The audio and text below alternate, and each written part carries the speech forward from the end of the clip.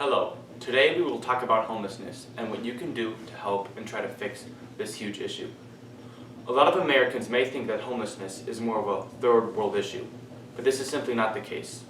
Over 600,000 Americans are living in the street today without a safe place to sleep.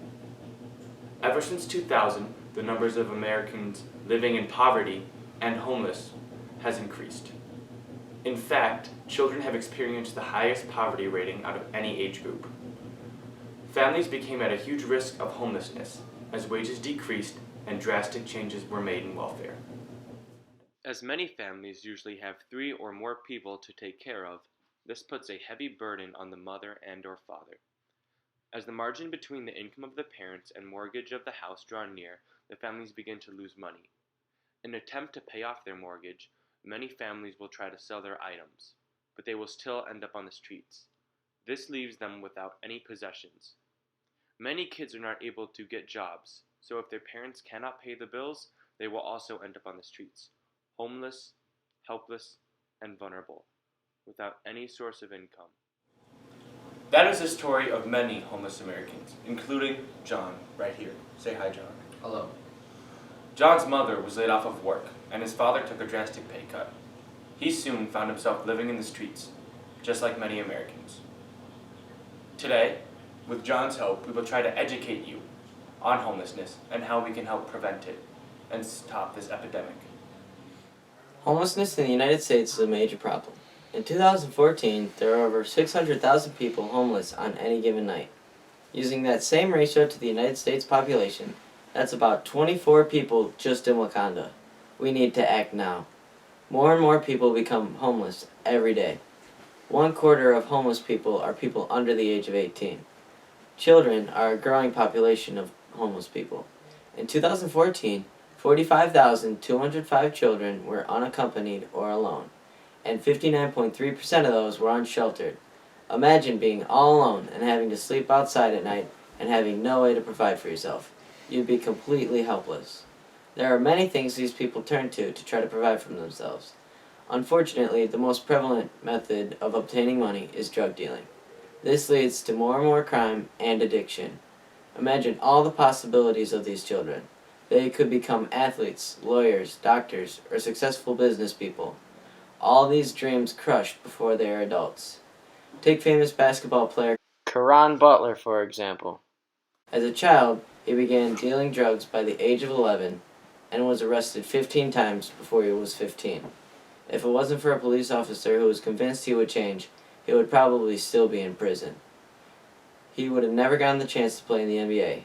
He would have never been a role model to struggling children everywhere. Many children never get this chance. We're the ones who can give it to them. We need to help. The most effective way to end this problem is by supporting housing projects, which have provided homes for thousands of people throughout the country. Although some people may choose to give their money to homeless beggars on the street, this will often not help the problem. This is because the money is used on non-essentials. But if you donate or help with housing projects, you give people a stable home that they can rely on for years to come. It will provide them with the essentials to live a normal, everyday life, such as food, water, and shelter. And the great thing about these housing projects is they can take place in any neighborhood or any house, such as this one. Now, a lot of people may think these houses are only meant for single families, but that is not the case. There are many housing projects throughout the country in houses such as this that take care of up to 5 kids. They all have a caregiver who watches them over at all times, and they're provided with bedrooms, a living quarter, and food and water, along with an education. Now, these housing projects, which are a result of public housing, are thriving in New York City, where over 400,000 tenants are living in buildings such as these. Many families can find a place to live in a large complex like this, or a single house in a neighborhood. Nicholas Dajan Bloom, a chair of interdisciplinary studies at the New York Institute of Technology, states that if we follow the good examples set by the committees in New York City, we can not only make public housing projects manageable, but successful as well. sorry. Public housing allows kids like John here to have a safe place to live.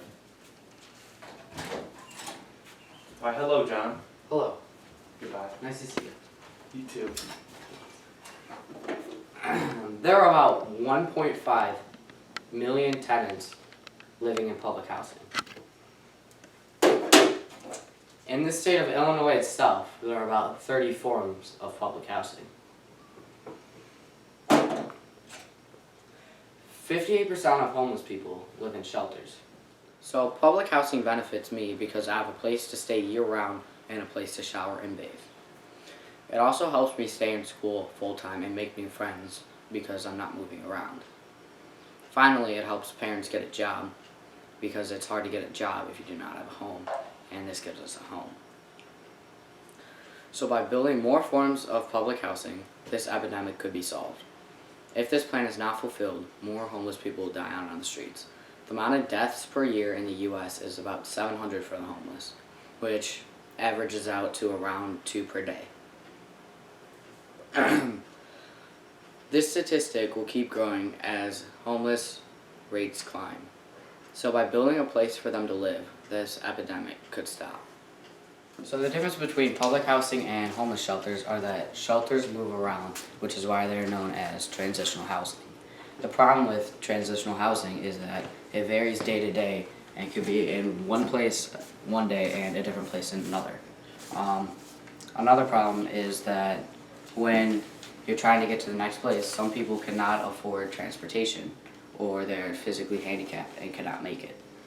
On the other hand, public housing helps because you have a house to live all year round and not have to move around at all. This is more helpful than transitional housing because you do not have to move. Also with public housing is you have a whole house and you pay little to no rent, and since you're not really paying rent, you aren't worried that you're going to get kicked out, and you could focus your money on other things like providing food for your family. Therefore, public housing is more beneficial than homeless shelters. So, you're probably wondering what you can do to impact these lives today. Well, you can start by contributing to the various charities that support these unfortunate people. One such charity is Habitat for Humanity of Lake County, Illinois.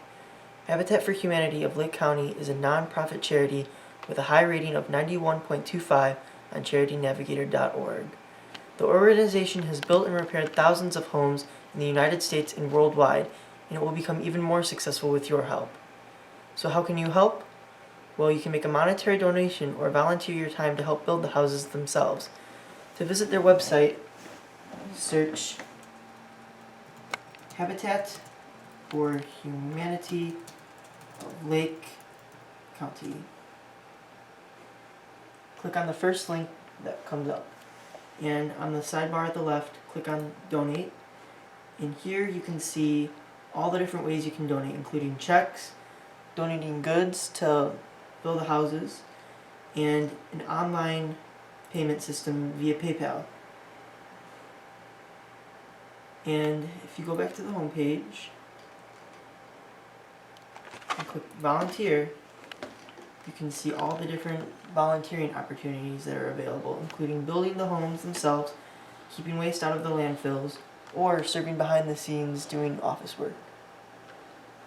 There are also other organizations combating homelessness that you can contribute to as well, including the National Alliance to End Homelessness and PADS.